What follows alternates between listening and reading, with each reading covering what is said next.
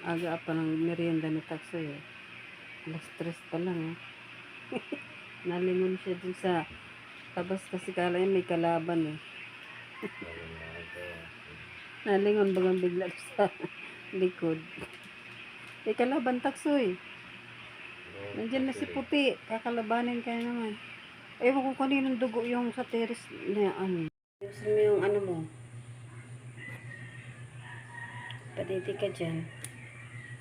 Kawawa yung mga baby mo pag di ka nagpadidi. Para dalawa yan.